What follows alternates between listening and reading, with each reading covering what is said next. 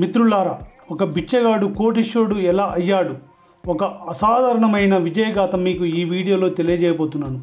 ఈ video last వరకు చూడండి, మీకు క్లియర్గా అర్థమవుతుంది. ముందుగా ఈ వీడియో చూస్తున్న మిత్రులందరికీ నా నమస్కారాలు. మిత్రులారా, ఈరోజు మనం ఈ వీడియోలో ఒక బిచ్చగాడు కోటీశ్వరుడు ఎలా అయ్యాడు అనే ఒక అద్భుతమైన ఒక ఇన్స్పిరేషనల్ కథ గురించి తెలుసుకోబోతున్నాం. ఎస్ మై డియర్ ఫ్రెండ్స్, ఇది కేవలం కథనే కాదు. అకుంఠిత దీక్ష, అపారమైన ఆత్మవిశ్వాసం, మొక్కవోని పట్టుదల ఉంటే జీవితంలో ఏదైనా సాధించవచ్చని నిరూపించే సజీవ సాక్ష్యం మై డియర్ ఫ్రెండ్స్.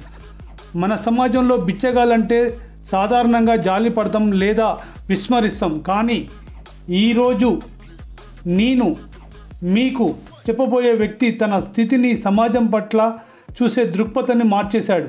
అతని పేరు రవి. రవి చిన్నతనం నుంచి చాలా పేదరికంలో పెరిగాడు. కుటుంబం లేదు, ఆశ్రయం లేదు. అతను పట్టణ వీధుల్లో భిక్షటన చేస్తూ జీవనం సాగించేవాడు. ప్రతిరోజు ఆకలి, అవమానాలు, భవిష్యత్తుపై అంధకారం, ఇదే అతని జీవితం. చాలామందిలాగే రవి కూడా నిరాశలో మునిగిపోవచ్చు. కానీ అతనిలో ఒక చిన్న నిప్పు రవ్వ, ఒక ఆశ ఎప్పుడు రగులుతూ ఉండేది. తాను ఇలాగే బ్రతకకూడదు, ఏదో ఒకటి సాధించాలి అని బలంగా అనుకునేవాడు, నమ్మేవాడు. ఒకరోజు రవికి ఒక పాత పుస్తకం దొరికింది. అది ఒక గొప్ప వ్యాపారవేత్త జీవిత చరిత్ర. ఆ పుస్తకంలో ఉన్న ప్రతి అక్షరం రవిని ఆలోచనను, ఆశలను రేకెత్తించింది. ఆ వ్యక్తి కూడా ఎన్నో కష్టాలు పడి సున్నా నుండి ఒక సామ్రాజ్యాన్ని ఎలా నిర్మించాడో అందులో ఉంది. సున్నా నుండి సామ్రాజ్యాన్ని ఎలా నిర్మించాడో అందులో ఉంది. ఆ క్షణం రవి ఒక నిర్ణయం తీసుకున్నాడు. నేను ఇలాంటి జీవితాన్ని సాధించాలి అని. అతనికి విద్య లేదు, పెట్టుబడి లేదు. తన వద్ద ఉన్నది కేవలం ఒక బలమైన సంకల్పం మాత్రమే మై డియర్ ఫ్రెండ్స్. రవి భిక్షటను చేస్తూనే తాను చూసే ప్రపంచాన్ని నిశ్చితంగా గమనించడం మొదలుపెట్టాడు. ప్రజల అవసరాలేంటి, వ్యాపారాలు ఎలా నడుస్తున్నాయి అని ఆలోచించేవాడు. ఒకరోజు అతను మార్కెట్లో కూరగాయల వ్యర్థాలు చాలా వ్యర్థమవుతున్నాయని గమనించాడు. వాటిని ఎవరూ పట్టించుకోవడం లేదు. అప్పుడు రవికి ఒక ఆలోచన వచ్చింది. ఈ వ్యర్థాలను సేకరించి జంతువులకు ఆహారంగా మార్చితే ఎలాగా ఉంటుంది అని. ఇది చాలా చిన్న ఆలోచన, కానీ దీని వెనుక ఒక పెద్ద అవకాశాన్ని రవి చూశాడు. అతను మొదట చిన్న హోటల్స్, మార్కెట్ల నుండి వ్యర్థ కూరగాయలను సేకరించడం ప్రారంభించాడు. ఈ పని చాలా కష్టం, అసహ్యంగా ఉంటుంది కూడా. కానీ రవి వెనకడుగు వేయలేదు. తాను సేకరించిన వాటిని గ్రామీణ ప్రాంతాల్లో పశువుల యజమానులకు తక్కువ ధరకు అమ్మేవాడు. మొదట్లో చాలామంది ఎగతాళి చేసినా వాళ్ళు కూడా రవి పనిలో నిబద్ధతను చూసి మెల్లగా నమ్మడం మొదలుపెట్టారు. రవి ప్రతిరోజు తన ఆదాయంలో కొంత భాగాన్ని పొదుపు చేసుకున్నాడు. అతను ఒక చిన్న తోపుడు బండిని కొనుక్కున్నాడు. ఆ తర్వాత ఒక చిన్న ఆటోని కొనుక్కున్నాడు. తన వ్యాపారాన్ని విస్తరించాడు. అతను కేవలం కూరగాయల వ్యర్థాలతో ఆగలేదు.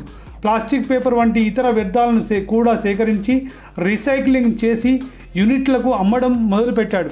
రవి ఎప్పుడు తనను తాను మెరుగుపరుచుకుంటూనే ఉన్నాడు. వ్యాపారం గురించి తెలుసుకున్నాడు, మార్కెట్ని రీసెర్చ్ చేశాడు, కస్టమర్ల నమ్మకాన్ని, విశ్వాసాన్ని సంపాదించుకున్నాడు. సంవత్సరాలు గడిచే కొద్దీ రవి ఒక పెద్ద వేస్ట్ మేనేజ్మెంట్ కంపెనీని స్థాపించాడు. ఒకప్పుడు బిచ్చగాడుగా ఉన్న రవి ఇప్పుడు కోట్లకు అధిపతి అయ్యాడు.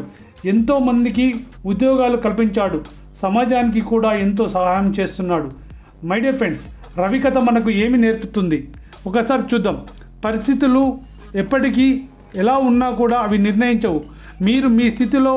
మీరు ఏ స్థితిలో ఉన్నా కూడా మీ భవిష్యత్తును మీరే నిర్మించుకోవచ్చు. ఎస్ మై డియర్ ఫ్రెండ్స్, పరిస్థితులు ఎప్పటికీ నిర్ణయించవు. మీరు ఏ స్థితిలో ఉన్నా కూడా మీ భవిష్యత్తును మీరే నిర్ణయించుకోవచ్చు.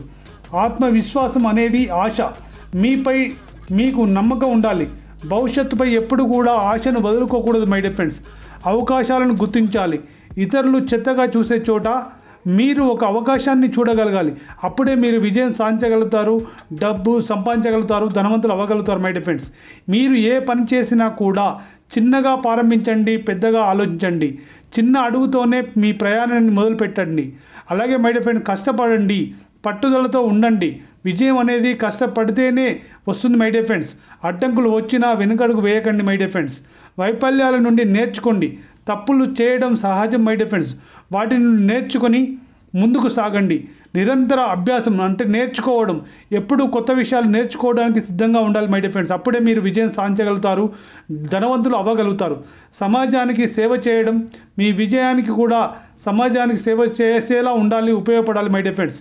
మిత్రులారా, మీరు ఈ రవి కథ ఒక అద్భుతమైన ఉదాహరణ మై డియర్ ఫ్రెండ్స్. మీ అందరికీ కూడా ఈ రవి కథ ఒక అద్భుతమైన ఉదాహరణ. ఒక బిచ్చగాడు కోటీశ్వరుడు కాగలిగాడంటే, ఏ అవకాశాలు వనరులు లేని వ్యక్తి ఇంతటి విజయం సాధించగలిగాడంటే మీరు ఎందుకు సాధించలేరు? మీలో ప్రతి ఒక్కరిలో గొప్ప శక్తి ఉంది, శక్తి సామర్థ్యాలు ఉన్నాయి. మీకోసం మీరు కష్టపడండి.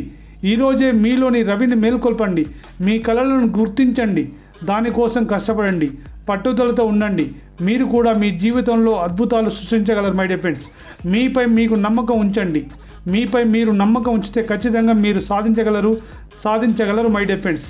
ఓకే, ఈ వీడియో నచ్చితే లైక్ చేయండి, షేర్ చేయండి, అలాగే ఈ ఛానల్ని సబ్స్క్రైబ్ చేసుకోండి. ధన్యవాదాలు.